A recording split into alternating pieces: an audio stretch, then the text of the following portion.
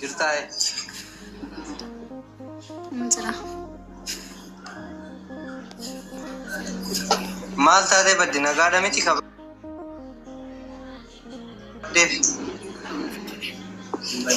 Mali fuula barbaadani nama lama taatanii gara mana haasaa jirtu. Wallo yoo ta'e maakina singashiti kanatti no amma warra koomentii dhiisiitoo na wajjin haasa'e kootu kuni mana itti qosanillee miti manni mana nama guddaatillee oromummaatti dhufeetini waan garaa isaatii qabutti si galee koomentii dhiisiitiniin kan barbaadan fidaa jiru isa dhiisi kootu na waliin haasa'e yaadha. La komenti miti yani ganama kaatanii saayidii kanaanii jaarchi kiyya maali kiyya jettu eenyutu na beekaayudha. Suura yoo ta'e feesbuukiin jiraanii yaa'un feesbuukii irraa abbaan barbaade ni buufataanii tiiktookii irraallee abbaan barbaade ni buufata. Kaza fammasuu barbaade postii godhe abbaa manaa kiyyaadha manaa kiyyaa waliin jechuu ni danda'a maftii qabaaniin.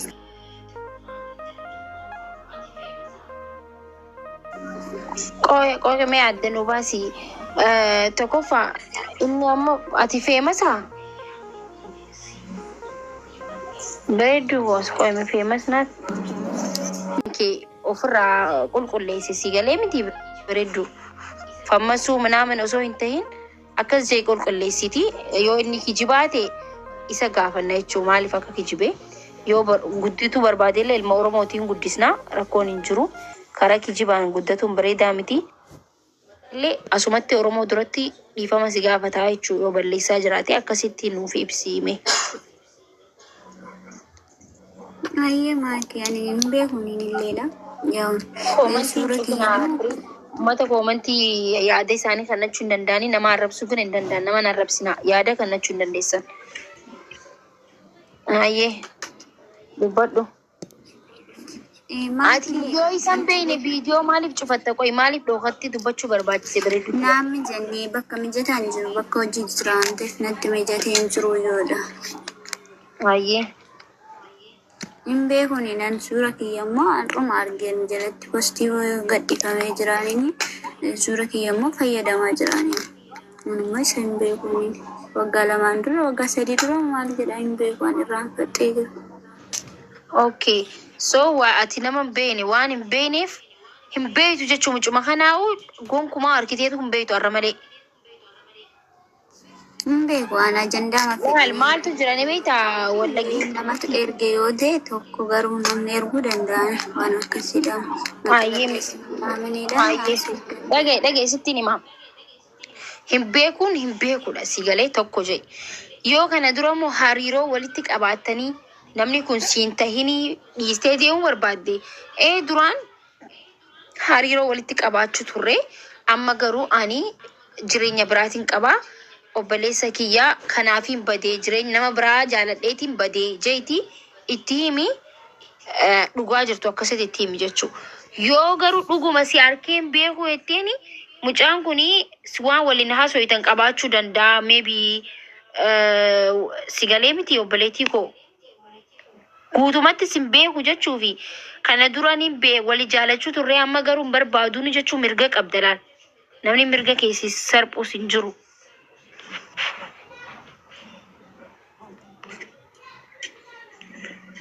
Maal jettamee kanarratti irra deebisee si gaafadha inni illee maaliif akka maqaa kee balleessaa jiru maaliif lafaa kee suuraa kan kee akka wallaahi dhageeffadhu koomantii jalatti. Akka waan anama waa'ee uummata keenya arsii irraan dubbatu ture. Koomantii rabbii sodaatu jee koopii feest godhee barreessa bakka kaf nagoonaan maal rakkateeti nama achi keessa namni irraa du'e moo haadhaan irraa du'e moo abbaan irraa du'e jee shakkee seensise jechuudha. Gana inni jaalala himate. Himannaan achumaan garaa na balleesse. Ifiifuu sagalee ta'anii fi barinni because Liibiyaa keessa rakkatee si barbaadaa jira si galee. So hin beektuuni jechuu miti wallaggitti sagalee ol kaa'e wanti muhiitu kaasi hin beektuuni jechuudha mi. Hin beeku ani ijoolleen duukaa haasa'uu danda'u suura kiyyatti fayyadamaniitu. Bakka yoon beekne rakkoon hin jiru muhiitu godhadhuati isa gaafannaa.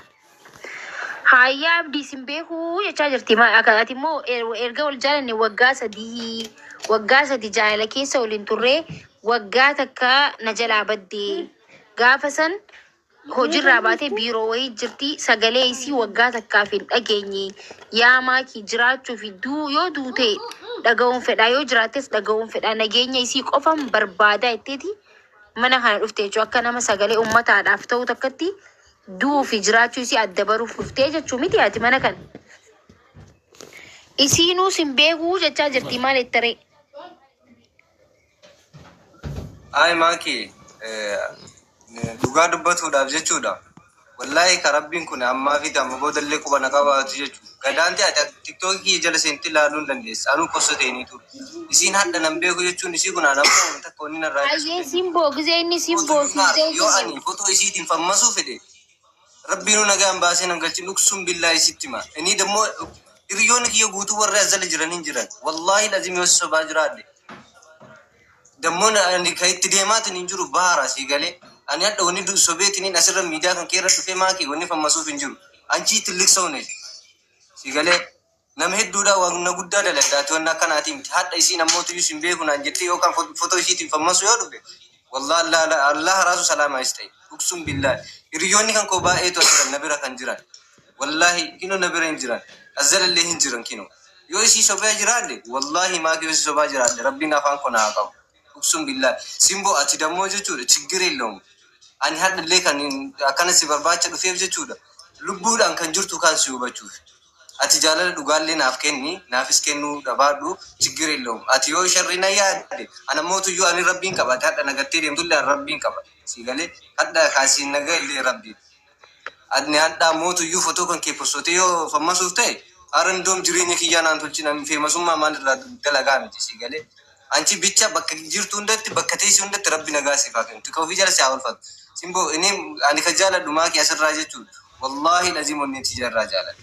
Sam aga isii jaaladha jiruuti jara nama jaaladha hin beeku sii gala. Qoyimee guutaa kan Dammoo konfidensi kana ol ba'ee asirra suquun kiyyaa mootuyyuu jaalala sababa jaalala isiiti malee waan biraati. Feemasummaa barbaade.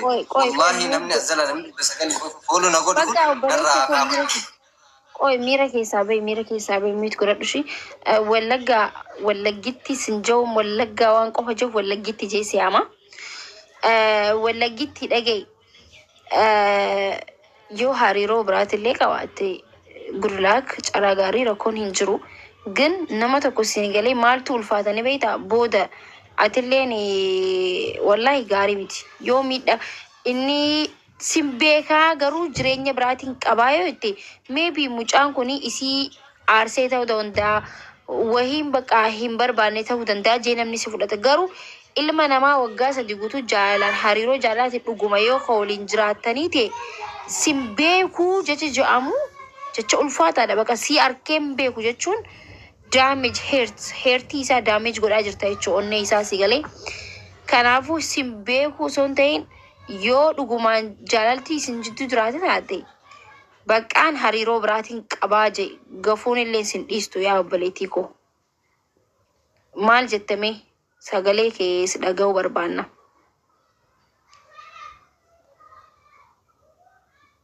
Muytii kaafadhu dubbadhu bareedduu koo. Baay'ee dhagaa jira.